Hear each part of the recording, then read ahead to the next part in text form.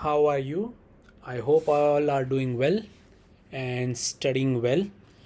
Only few days are remaining, so I guess you need to study very hard. 30 or 32 days are left now. So without wasting any time, let's summarize this chapter number 6, that is life processes. It's a very lengthy chapter, so let's see.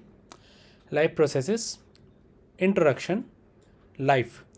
Earth happens to be only known planet having life. There are beings which live, die, and become part of nature again. The living organism can be differentiated from the inanimate entities on various parameters of life processes. तो ऐसे कौन कौन से factors है जो life processes का part बनते हैं? Life process. Maintenance of living organism is essential even if they are moving, resting, or even sleeping. The processes which together perform the function of maintenance of life are called life processes. तो ये आपकी definition हो गई. Nutrition, respiration, circulation, excretion are the examples of essential life processes. In unicellular organism, all these processes are carried out by that single cell. Unicellular में कोई particular organs नहीं होती है. But we as a multicellular, we have having a lot of different organs to perform such functions. In multicellular organism, well-developed systems are present to carry out such processes. So nutrition, first of all, we are going to see very important and very lengthy topic. So ध्यान से समझना, shortcut में हम लोग देखेंगे. Nutrition. The process of acquiring food that is needed for nourishment and sustenance of the organism is called nutrition. हम खाना खाते हैं, खाने से हमको एनर्जी मिलती है. There are two modes of nutrition, autotrophic and heterotropic. Autotrophic यानी प्लांट्स जो अपना खाना खुद बनाते हैं, और हेटरोट्रॉपिक यानी कि हम जो जैसे ऑर्गेनिजम्स हैं जो दूसरों पर डिपेंड करते हैं खाने के लिए. हेटरोट्रॉपिक न्यूट्रिशन हैज़ सब टाइप्स लाइक होलोजोइक जो खाना निगल जाते हैं, सेप्रोफाइट्स जो डेड और डीकेइंग ऑर्गेनिजम्स पे से अपना खाना डिराइव करते हैं, एंड पैरासाइटिक ऐसे ऑर्गेनिज्म जो दूसरों को हार्म करके खुद खाना उसमें से डिराइव करते हैं. Let's see first of all autotrophic nutrition.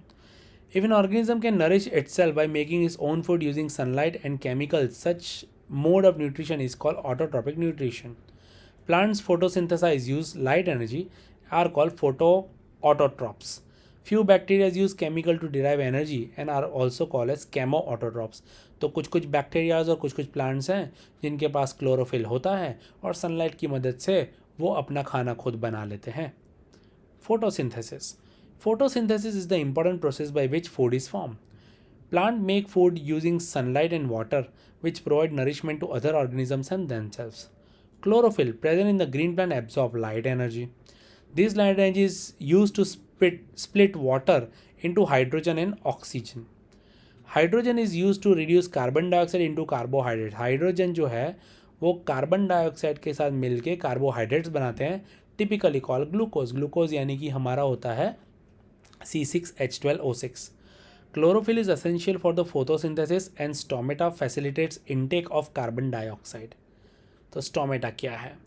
Stomata are the pores on the leaves that helps in exchange of gases. Carbon dioxide और oxygen का exchange में stomata help करता है. They are mostly found on the upper side of the leaf. Each stoma is guarded by guard cell which controls the opening and closing of the pore. ये जो side पे जो दिख रहे हैं बीन शेप के, ये है guard cells. The water content of the guard cell is responsible for their function. Saprophytic nutrition. Some organisms feed on dead and decaying organic matter. This mode of nutrition is called saprophytic nutrition. बहुत सारे organisms होते हैं जो लाशें सड़ रही होती है, जो डीके हो रही होती है, उसमें से अपना खाना डिराइव करते हैं. The food is partially digested outside the body and then it is absorbed. Example, fungi are saprophytes. Parasitic. Some organisms feed on the expense of the another organism, यानी दूसरों को harm करके and turn causing it harm. Thus it is called parasitic mode of nutrition. These organisms live on the body or in the body of the host organism, या तो body के ऊपर रहते हैं या तो body के अंदर रहते हैं, and derive the nutrition directly from the body of the host. Example, leech is an ectoparasite. leech देखा ही होगा, वो खून चूसने वाला कीड़ा होता है. While Ascaris is an endoparasite जो worms होता है. Ascaris is a type of worm जो पेट के अंदर होता है. Cuscata is a parasitic plant. ये plant है. Now nutrition in amoeba, very important topic, हमेशा पूछते हैं इसको. Amoeba feeds by holozoic mode of nutrition. Holozoic यानी ये खाने को चबाता नहीं, खाने को निगलता है. It engulfs the food particle using pseudopodia. ये जो आप देख रहे हो सूडोफोर्स, इस टाइप का जो बनाता है उसको सूडोफोडिया बोलते हैं। By the process of phagocytosis, इस प्रोसेस को बोलते हैं phagocytosis. The angle food gate enclose in the food vacuole, food vacuole बनाता है ये फूड वैक्यूल के अंदर, ये देखो ये फूड वैक्यूल है, इस टाइप से ये फूड वैक्यूल है। As the food vacuole passes through the cytoplasm, digestion, absorption and assimilation takes place. Digestion वहाँ पे होता है, absorption भी होता है, and assimilation यानी खाना digest पूरी तरह से वहाँ हो जाता है. When the food vacuole opens to outside, egestion of undigested food take place. तो खाना यहाँ से फूड वैक्यूल के थ्रू ही बाहर वो निकाल देता है, तो इस प्रोसेस को बोलते हैं phagocytosis. Nutrition in paramecium, paramecium also exhibit holozoic nutrition, however they have cilia, आप देख सकते हो बॉर्डर पे जो है वो सीलियाज है, छोटे छोटे रेशमी बाल जैसे होते हैं ना वो, that helps to engulf the food particle through oral grooves. A food vacuole is created enclosing the food, it moves through the cytoplasm, the process called cyclosis. यहाँ से फूड अंदर जाता है इस टाइप से, यहाँ अंदर फूड वैक्यूल तक ये खाना आता है। Food digested in the food vacuole is absorb by the cytoplasm. Undigested food is given out to a tiny pore called anal pore और cytopyche। तो ये लिखने की ज़रूरत नहीं है, बट आपको लिखना हो तो लिख सकते हो। Now human beings, nutrition in humans, हमारे अंदर कैसे होता है, तो हमारे अंदर तो कई सारी कॉम्प्लेक्स चीज़ें हैं जिसकी थ्रू ये पूरा प्रोसीजर जो है वो होता है। तो let's see, very important, humans are omnivorous, omnivorous यानी हम प्लांट भी खाते हैं and animal as well. Being more complex, humans have very complicated nutrition system. The digestive system has an alimentary canal and associated with the digestive glands, which together function to nourish the body. There are 5 stages in human nutrition. Ingestion यानी खाना, digestion यानी खाने को partially पचाना, absorption यानी खाया हुआ खाने को absorb करना, assimilation यानी पूरी तरह से digest होकर small intestine में आना, एनिजेशन यानी कि लार्ज इंटेस्टाइन से रेक्टम के थ्रू बाहर। 4 stages ingestion, digestion, absorption and egestion take place in the alimentary canal, while assimilation of the food take place in the whole body. Assimilation का मतलब पूरे बॉडी में जो खाना जो है वो पचता है। एलिमेंट्री कैनल, हमारी एलिमेंट्री कैनल कैसी है? Alimentary canal in human is the long tube of varying diameter, अलग अलग डायमीटर्स की होती है। It starts with the mouth and ends with the anus. Esophagus, stomach, small intestine and large intestine are the parts of the alimentary canal. तो हर एक part को हम लोग देखेंगे यहाँ पे। सबसे पहले mouth, it is the opening of the alimentary canal, alimentary canal mouth से ओपन होती है and helps in injection of food. The buccal cavity which is present behind the mouth is commonly refer to as the mouth. The buccal cavity has teeth and tongue, हमारा जो मुंह के अंदर होता है उसमें दांत होते हैं और जुबान होती है। The set of the teeth helps in mastication of the food, चबाना जिसको बोलते हैं हम, च्यू करते हैं ना वो। The tongue has taste buds, अलग अलग टेस्ट, मीठा, कड़वा, खट्टा, सारे टेस्ट होते हैं, and thus help in tasting of the food. The salivary glands open into the buccal cavity and pour saliva which initiates the process of digestion. Very important. तो हमारा digestion की जो शुरुआत होती है वो कहाँ से होती है, तो वो होती है शुरुआत माउथ से। Then teeth. Teeth are the hard substance present in the buccal cavity. They help us to cut, shear and masticate the food we eat. Cut करता है, टीयर करता है और चबाने में मदद करता है। Vertical section of the tooth show that 4 layer as enamel, dentine, cement and dental pulp. तो नीचे teeth का स्ट्रक्चर आएगा, मैं आपको दिखाता हूँ। Enamel is the outermost shiny, highly mineralized and hardest part of the human body. हमारे जो दांत होते हैं जो वाइट जो चमकते हैं वो। Dentine makes the bulk of the tooth and contains 70% of inorganic salts. Inorganic यानी उसमें कार्बन नहीं होता है। Cement is present at the lining of the tooth and a bony socket. अंदर जहाँ पे दांत अपना होता है वो। And dental pulp is the central soft part of the tooth, contain nerve ending, blood and lymph vessel along with the connective tissue. There are 4 specific type of teeth in the human: incisor, canines, molars and premolars, each with a specific function. Incisor cuts the food, canines tear the food, while molars and premolar crush it. The dental formula in human are 2:1:2:3. इसका मतलब हमारे जो दांत होते हैं, हमारे ऊपर की बात करूँ नीचे की बात करूँ, हमारे ऊपर और नीचे 2 सेट्स होते हैं। तो अगर मैं इंसीजर की बात करूँ तो 2 यानी कि यहाँ पे अपने ऊपर 4 दांत और नीचे 4 दांत यानी 8 दांत इंसीजर्स के होते हैं। देन कैनाइन्स होते हैं, जो साइड के शार्प एकदम नोकीले होते हैं उनको कैनाइन्स बोलते हैं। तो वो 4 होते हैं, 2 ऊपर 2 नीचे। और मोलर्स 3 के सेट, प्री मोलर्स 3-3 के सेट में होते हैं, और मोलर्स जो होते हैं वो 2-2 के सेट में होते हैं। ठीक है, तो ये दांत का कुछ स्ट्रक्चर है हमारा। एनिमल सबसे हार्डेस्ट पार्ट होता है, उसके बाद आता है ये डेंटिन, उसके बाद आता है ये पल, और उसके बोन में जो अपना फिक्स होता है वो। एक्चुअली टीथ का कोई स्ट्रक्चर पूछते नहीं है, बट इसमें डिटेल में दिया है तो देख लिया हमने। Now oesophagus and stomach. तो पहले ईसोफेगस की बात करते हैं। The swallowed food passes into oesophagus. It is a muscular tube about 25 centimetre long with a sphincter यानी कि वाल होती है for opening at each end. हम जब खाना निगलते हैं वहाँ पे भी वाल है, और वहीं से जो ये ईसोफेगस ख़त्म होता है स्टमक में जाता है वहाँ पे भी एक वाल होती है। Its function is to transfer food and fluid after being swallowed from the mouth to the stomach. Food is pushed down by the peristaltic movement. Very important. Peristaltic यानी कि क्रॉसवर्ड मूवमेंट होते होते जाता है। एक बार खाना नीचे जाता है तो वो पचता, मतलब बोलते हैं ना कि ऐसे आगे पीछे होता जाता है। Stomach. Stomach is a thick-walled bag-like structure. Receives food from the esophagus at one end and opens in the small intestine at the other end. तो esophagus से खाना स्टमक में आता है और स्टमक से जाता है स्मॉल इंटेस्टाइन में। The inner lining of the stomach secrete mucus, hydrochloric acid and digestive juices. तो 3 चीज़ें यहाँ पे आती है। फूड इज चर्न यानी कि यहाँ पे पूरी तरह से जो छोटे छोटे पीसेज में कन्वर्ट होता है into semi solid mass into stomach and it is known as chyme. तो पेट में जो खाना होता है वो एग्जैक्ट उसी फॉर्म में नहीं होता जो हम बाहर से जो खाते हैं, वो पूरी तरह से टुकड़े टुकड़े हो चुका होता है, उसको बोलते हैं chyme. Enzyme present in the gastric juice break down the food. Hydrochloric acid help in partial digestion of proteins and also kills harmful bacteria.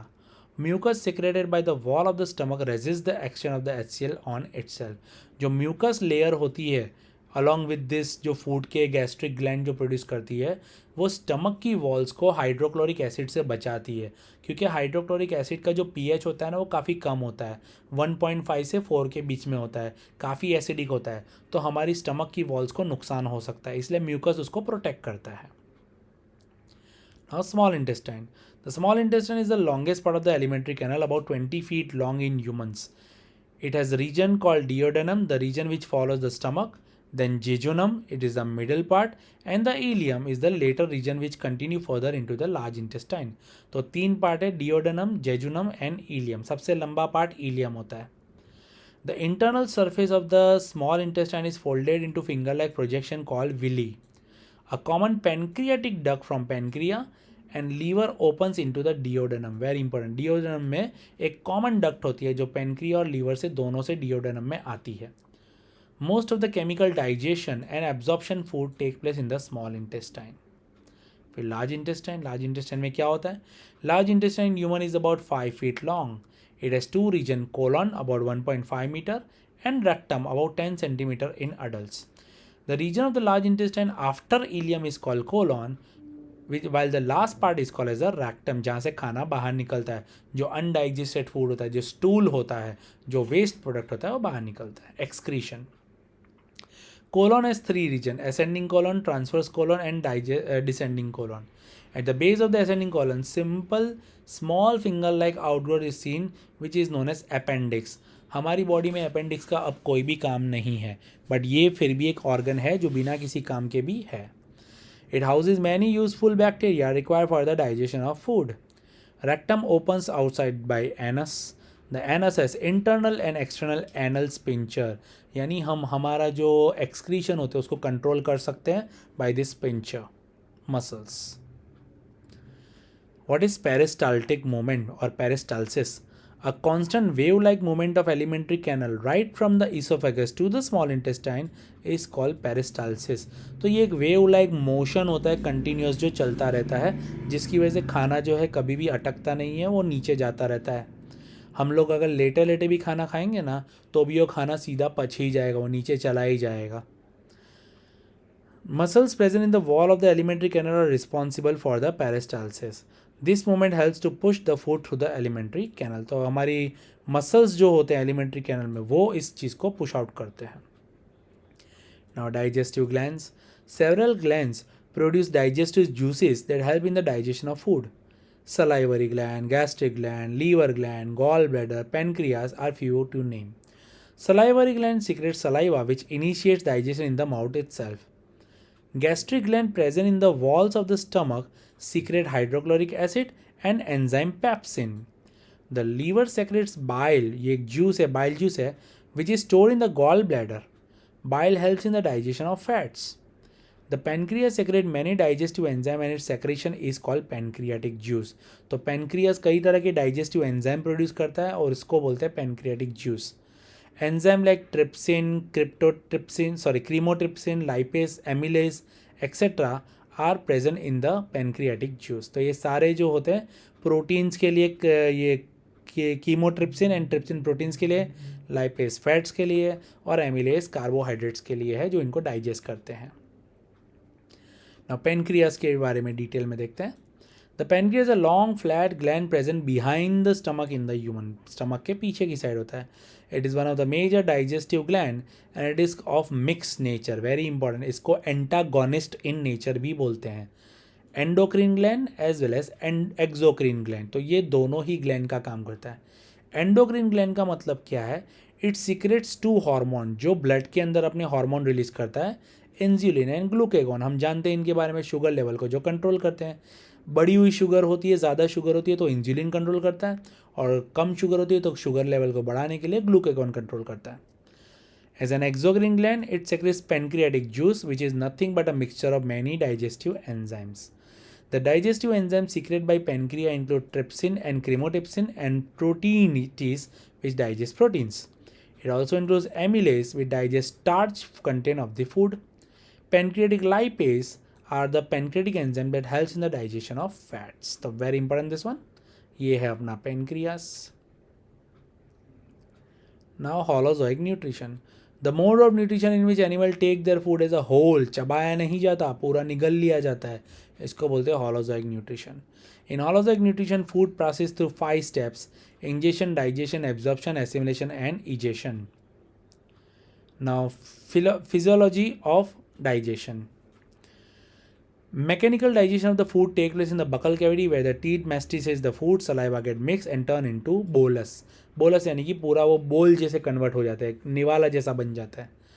Digestion of the starch starts in the buccal cavity itself, while the action of the salivary amylase present in the saliva. Salivary amylase converts starch into maltose. In the stomach, the churning of the food takes place due to muscular contraction and relaxation of its wall. It breaks down the food into simpler substance. Digestion of protein starts in the mouth with the enzyme action of pepsin.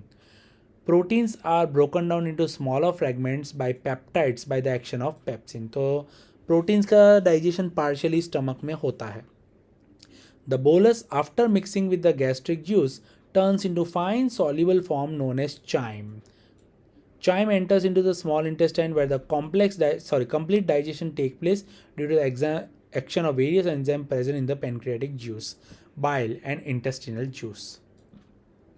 The digested food is completely absorbed by the villi and microvilli of the small intestine. Undigested food then enters into the large intestine. Colon is responsible for the absorption of water and salts, whereas rectum stores the undigested food temporarily before defecation. Defecation यानी कि जो हम बाहर excretory जो अपना stool निकालते हैं, जो सॉलिड वेस्ट अपने निकालते हैं, वो उसको defecation बोलते हैं. Digestive system in other animals. Digestive system in different animal varies in structure and function. The structure of digestive system depends on the food habits of the animals. Alimentary canal in herbivorous is long as the cellulose content of the plant-based diet takes a long time to digest. Cow, goat ये सब जो होते हैं उनका alimentary canal लंबा होता है. क्यों? क्योंकि वो लोग सेल्यूलोस घास फूस खाते हैं. घास फूस में होता है सेल्यूलोस और वो सेल्यूलोस को डाइजेस्ट करने में टाइम लगता है. On the other hand, alimentary canal of carnivorous is comparatively shorter because meat get digested faster. जो कार्निवरस होते हैं वो इजीली अपना खाना जो है वो खा लेते हैं क्योंकि उनका जो मीट वगैरह होता है वो एनिमल प्रोडक्ट होता है और वो इजीली जो है वो डाइजेस्ट हो जाता है.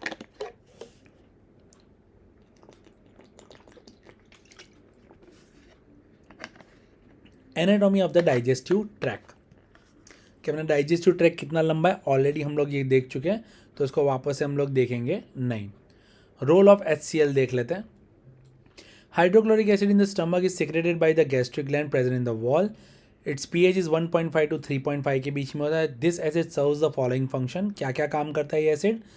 Converts inactive pepsinogen and prorenin into active pepsin and the rennin respectively.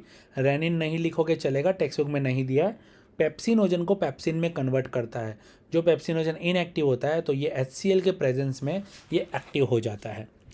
Provides acidic medium for the protein digestion, kills bacteria enter the food and prevents infection, prevents putrefaction of the food in the stomach.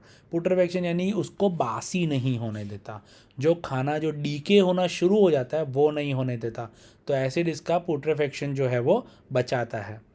A thick layer of mucus secreted by the mucus gland of the stomach prevent itself from the action of the gastric gland. Excess acid damages gastric mucosa and causes gastric and duodenal ulcer. कभी कभी ज़्यादा acid produce होने की वजह से stomach में और duodenum यानी स्मॉल इंटेस्टाइन में अल्सर्स के भी सिचुएशन आती है. देन सलाइवरी ग्लैंड्स क्या काम करती है? Salivary glands are the exocrine gland that secrete saliva. जो थूक होता है वो प्रोड्यूस करते हैं. And through the system of duct it is poured into the mouth. In ducts यानी कि पाइपलाइन समझ लो जहाँ से जूसिस सेक्रेट होते हैं, तो हमारे मुंह के अंदर जो सलाइवा होता है एक तरह का डक्ट्स के थ्रू आते हैं. In human 3 major pairs of saliva are present. 3 major pairs of saliva, very important. Objective में पूछ सकते हैं कि कितनी पेयर ऑफ सलाइवा होती है, तो 3 होती है. कौन कौन सी? पैराटॉइड, सब mandibular and sublingual. In healthy individual 0.5 to 1.5 litre of saliva is produce per day. एक दिन में आधे से 1.5 लीटर जितना सलाइवा अपने प्रोड्यूस कर लेते हैं. Saliva serves the following function in the oral cavity. Saliva के फंक्शन क्या है? It lubricates and protect the soft and hard tissue of the oral cavity. It also give protection to the dental caries. हमारे दांत सड़ने से बचाता है. Saliva produce microbial growth in the oral cavity. Microbes को develop नहीं होने देता. Saliva can encourage soft tissue repair by decreasing clotting time and increasing wound contraction. जो घाव अगर होते हैं मुंह के अंदर तो उसको जल्दी से भर देता है. Saliva contain enzyme amylase that hydrolyzes starch into maltose and dextrin. Hence, saliva allows digestion to occur before the food reaches the stomach. खाना पेट के अंदर पहुंचने से पहले ही डाइजेशन शुरू कर देता है, तो सलाइवा का काफ़ी इंपॉर्टेंट पार्ट है. Saliva acts as a solvent in which solid particle can dissolve in and enter the taste bud located on the tongue. तो हम कोई भी सॉलिड फूड जब खाते हैं तो सलाइवा उसका मिक्स होता है और उस सॉलिड पार्टिकल जो है वो थोड़ा सॉल्युबल हो जाता है. Now, heterotrophic nutrition. When an organism depends on other for food, such a mode of nutrition is called heterotrophic nutrition. The organism depend on autotrophic for their nutritional requirement. Animals which eat plant as their food are called herbivorous. Animals which eat other animal as the food are called carnivorous. Holozoic, saprophytic, parasitic nutrition are the types of heterotrophic nutrition. Already हम इनके बारे में देख चुके हैं ऊपर. Glandular epithelium, ये जो भी ग्लैंड्स वगैरह प्रोड्यूस होती है उसी के बारे में ऑलरेडी हम लोग देख चुके हैं इसको. विली एंड माइक्रोविली एब्जॉर्प्शन का काम करते हैं. Complete digestion and absorption of the food take place in the small intestine. हमको पता है स्मॉल इंटेस्टाइन में पूरा डाइजेशन होता है. Pancreatic juice coming from the pancreas, bile juice coming from the liver, and intestinal juice coming from the intestinal glands complete the digestion of the food material. All the digested nutrients are absorbed by the long fiber-like projection present in the ileum of the small intestine. These small finger-like projection of the inner wall of the intestine are called villi, या तो singular में इसको villous भी बोलते हैं. Each villus has a cell membrane of the lumen side again folded into microscopic processes called microvilli. यानी एक ये जो विली देख रहे हो ये विली है और इसके साइड पे अगर आप देखोगे तो कई सारे माइक्रोपोर्स है, इसको माइक्रोविली बोलते हैं. Villi increase the internal surface area for intestinal wall making it available a greater surface area for absorption. digested nutrient passes into semi-permeable villi through diffusion. Villi also helps in the chemical digestion of the food by secreting digestive enzymes. Liver, very important. Liver क्या करता है? Liver is the largest and major digestive gland of human. सबसे बड़ी अगर कोई gland है तो वो कौन सी है? लीवर है. Liver in human is located in the upper right hand portion of the abdomen, यानी पेट के ऊपर राइट हैंड साइड पे. The organ is dark reddish brown in colour due to the excessive blood supply. Liver का function क्या है? It secretes bile, यानी juice produce करता है, that helps in the digestion. It filters the blood coming from the digestive tract before passing to the rest of the body. It detoxifies, detoxify यानी पूरे toxin चीज़ों को निकालता है. Various metabolites and drugs, हम कई सारी दवाइयाँ वगैरह खाते हैं जिसमें कई सारे ऐसे केमिकल्स होते हैं जो हमारी बॉडी को हार्म करते हैं, तो वो सारी चीज़ों का जो डिटॉक्सिफिकेशन होता है वो ये करता है liver. The liver make protein important for blood clotting and other functions. एक ऐसा प्रोटीन बनाता है जो ब्लड क्लॉट होने से बचाता है. It stores and release glucose as needed. ये स्टोर करता है ग्लूकोज को जो गॉल ब्लैडर में स्टोर रहता है. It processes haemoglobin from the dead and worn out RBC for the iron content, यानी आयरन कंटेंट को बनाता है, आयरन को स्टोर करता है. Conversion of harmful ammonia into urea take place in the liver. Digestive juices कौन कौन से हैं? तो pancreatic juice, bile and intestinal juice are collectively known as digestive juices. A common duct from the digestive juices pour the secretion into duodenum. Chyme enters into the small intestine where the complete digestion takes place due to actions of various enzymes. In duodenum, the acidity of the chyme is turned into alkalinity by the action of bile coming from the liver. Very important. जैसे ही chyme जो है वो duodenum में आता है तो वहाँ से ही लीवर से जो बाइल जूस आया होता है वो अल्कनिटी यानी बेसिसिटी प्रोवाइड करता है, क्योंकि स्टमक से फूड जो आया होता है वो एसिडिक मीडियम से आया होता है. तो स्मॉल इंटेस्टाइन में जाने के बाद लीवर से जो बाइल जूस आता है वो बेस प्रोवाइड करके न्यूट्रलाइज कर देता है. This is necessary for the pancreatic action for the enzymes. Bile also emulsifies fat into fat globules. छोटे छोटे फैट ग्लोब्यूल्स में कन्वर्ट करता है bile. Pancreatic and intestinal amylase break down carbohydrate into glucose. Trypsin and chymotrypsin are the proteases responsible for the breakdown of proteins finally into amino acids. Lipase is the enzyme which acts on emulsified fats and break down into glycerol and fatty acids. Water absorption in large intestine. The large intestine is not involved in digestion of food or absorption of nutrient. The major function of the large intestine is to absorb water from the remaining indigestible food matter and make the stool solid. जितना भी खाने में से या जो भी undigested food होता है उसमें पानी को एब्जॉर्ब कर लेता है ताकि जो सॉलिड फूड, जो अनडाइजेस्टेड फूड है वो सॉलिड फॉर्म में रहे. The large intestine also helps in the absorption of vitamin made by bacteria that normally live in the large intestine. The innermost layer of the large intestine also acts as a barrier and protects from the microbial infection and invasions, यानी enter नहीं होने देता. Rectum stores the undigested food temporarily until defecation. तो ये है पूरा का पूरा अपना न्यूट्रिशन वाला part. Thank you very much. Respiration. Introduction to respiration. Respiration broadly means the exchange of gases. Animals and plants have different means of exchange of gases. At the cellular level, respiration means the burning of food for generating the energy needed for the other life processes. Cellular respiration may take place in the presence or absence of the oxygen. तो glucose जो है जब उसको oxygen मिलता है तो energy में convert होता है, कार्बन डाइऑक्साइड एंड वाटर ये हमारे अंदर होता है, यानी कि मल्टी सेलुलर ऑर्गेनिजम्स में होता है इस तरह से. नाउ रेस्पिरेशन इन ह्यूमंस क्या है, तो let's C. Human respiratory system is more complex and involve breathing, exchange of gases, and cellular respiration. A well-defined respiratory system helps in breathing and exchange of gas. Breathing involves inhalation of oxygen and exhalation of carbon dioxide.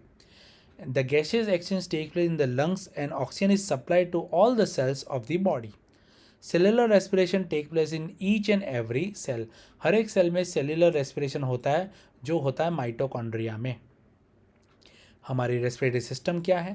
The human respiratory system involves nose, nasal cavity, pharynx, larynx, trachea और windpipe, bronchi, bronchioles and alveoli.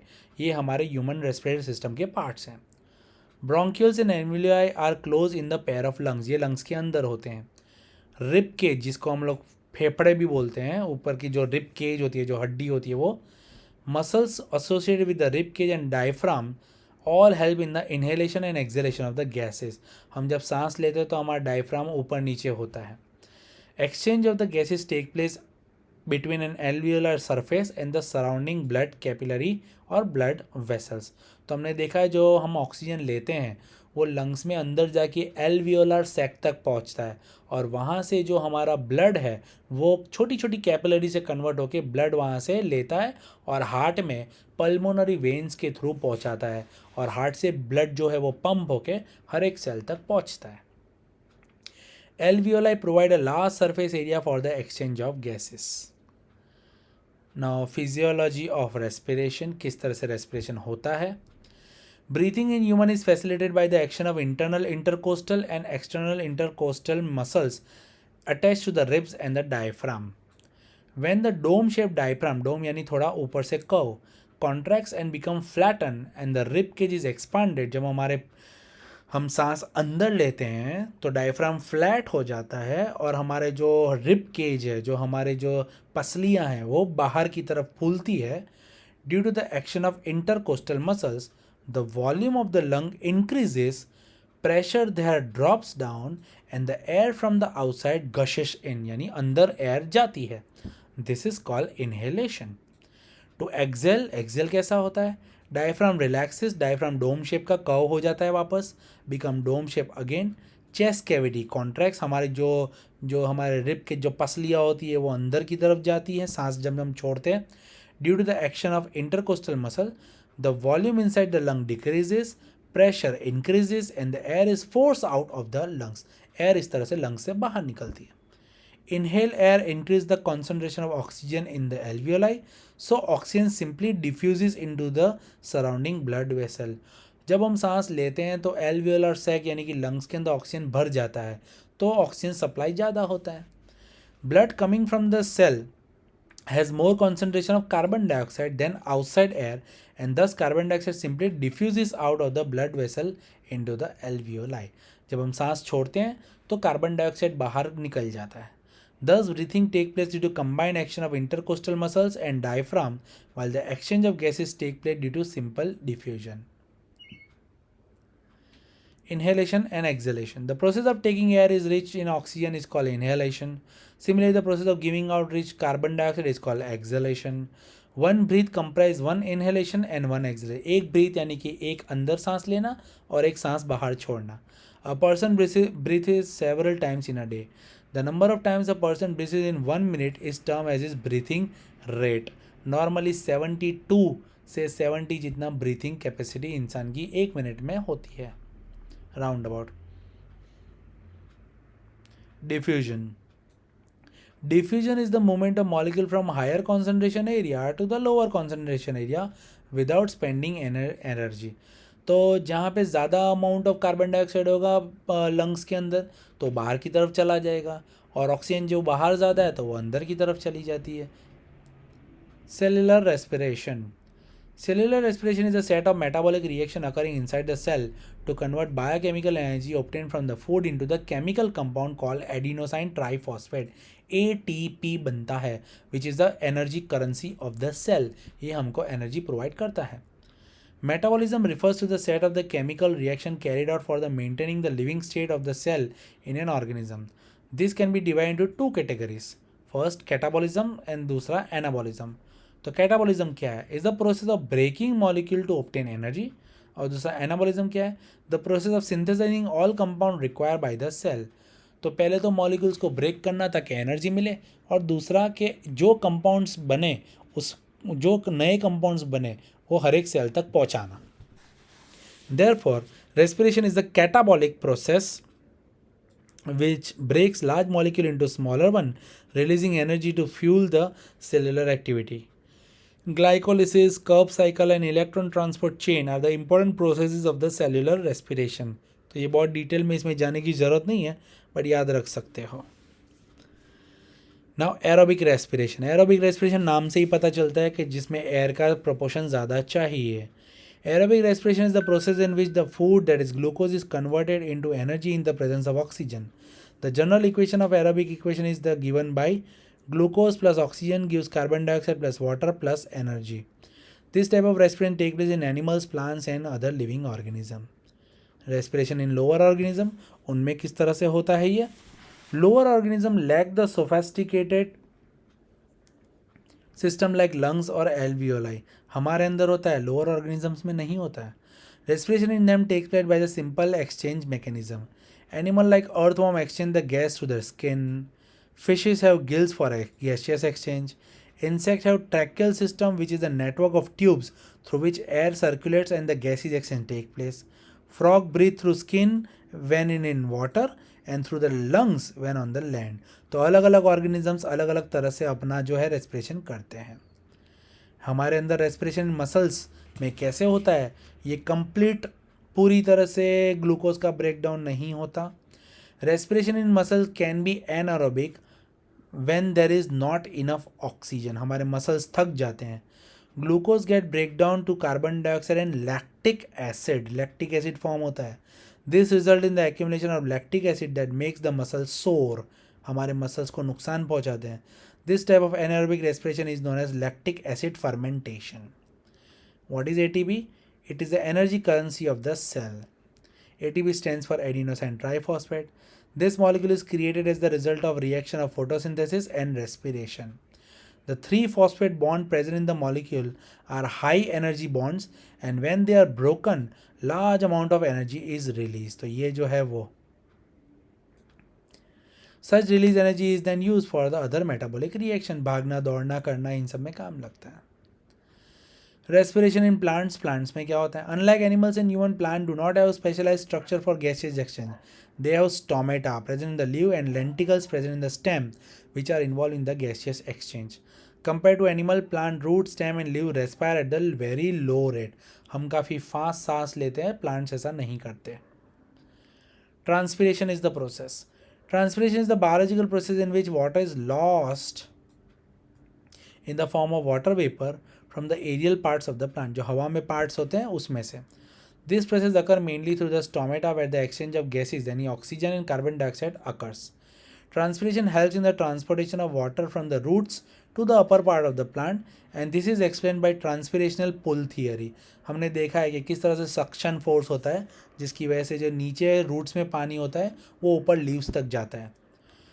Loss of water, especially from the leaves, acts as a straw effect and pulls water upward from the roots. Transpiration also acts as an excretory mechanism in plant and helps to get rid of the excess water. जो extra पानी होता है transpiration की मदद से वो निकल जाता है. Why do we need lungs? हमको lungs की ज़रूरत क्या पड़ती है? In unicellular organisms like amoeba, exchange gases takes place through the general body surface by osmosis. Osmosis एक ऐसी प्रोसेस है जिसमें बॉडी के अंदर का कॉन्सेंट्रेशन से बाहर का कॉन्सेंट्रेशन अगर डिफरेंस है तो गैसियस एक्सचेंज अपने आप होता है bye the simple diffusion. In lower organism like earthworm, gaseous exchange place through their moist skin, वो स्किन से करते हैं. The requirement of oxygen is sufficiently made by this way. But as the animal starts becoming more and more complex, for example humans, the requirement of oxygen cannot be met alone by diffusion. तो इसलिए हमारे में diffusion नहीं होता. Moreover, diffusion will not be able to supply oxygen to the deep-seated cell. हमारी body में करोड़ों अरबों सेल हैं. ये सारे सेल्स तक हमारा जो अगर सिर्फ डिफ्यूजन से ही पहुंचाना होता तो हमारे सर से लेके पैर तक के सेल में अगर एक ऑक्सीजन को पहुंचाना होता तो 3 साल लगते. This difficulty has led to the evolution of more complex mechanism of the gaseous exchange and thus in the development of the lungs. The alveoli present in the lungs provide large surface area required for the necessary of the gaseous exchange. तो complex organism हम जैसे होते हैं तो उसमें lungs इस तरह से काम करती है. ना ट्रांसपोर्टेशन वाला पूरा पार्ट आपके कोर्स में नहीं है तो वो हम बिल्कुल भी नहीं करेंगे. ये नहीं है, ये भी नहीं है, ये भी नहीं है, हार्ट भी नहीं है, बेचारा चला गया. हार्ट इतना अच्छा हार्ट था वो चला गया. ब्लड वेसल्स भी नहीं है, वेन्स भी नहीं है, आर्टरीज वेन्स का भी नहीं है, डबल सर्कुलेशन नहीं है, ब्लड प्रेशर नहीं है, ब्लीडिंग नहीं है, डबल सर्कुलेशन नहीं है, ट्रांसपोर्टेशन इन प्लांट्स नहीं है, प्लांट्स में कैसे होता है वो नहीं है, फ्लोएम नहीं है, ट्रांसलोकेशन नहीं है, बेचारा जाइलम भी नहीं है, जाइलम फ्लोएम का डिफरेंस भी नहीं है, रूट प्रेशर भी नहीं है, ट्रांसपोर्टेशन ऑफ वाटर भी नहीं है। और अब हम आ जाते हैं एक्सक्रीशन पे। एक्सक्रीशन तो है, चलो excretion in humans.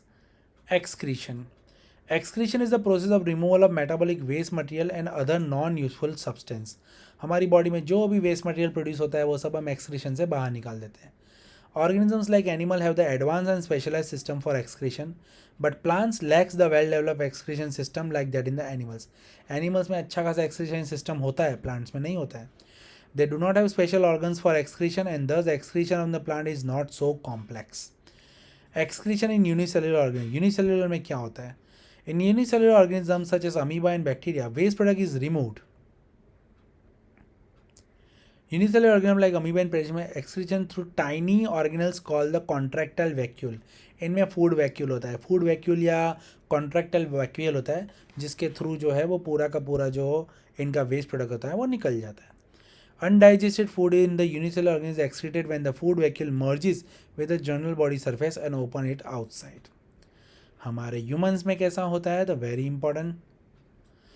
X ray system in human include pair of kidney, दो किडनी होती है, दो यूरेटर्स होते हैं, एक यूरिनरी ब्लैडर और एक यूरिथ्रा होता है। It produce urine as a waste product. हमारी बॉडी में यूरिन एक वेस्ट प्रोडक्ट की तरह होता है। ये आप देख लो, ये दो किडनी है, ये अपना यूरेटर है, ये यूरिनरी ब्लैडर है, और यहाँ से यूरिन पास होता है, ये यूरिथ्रा है।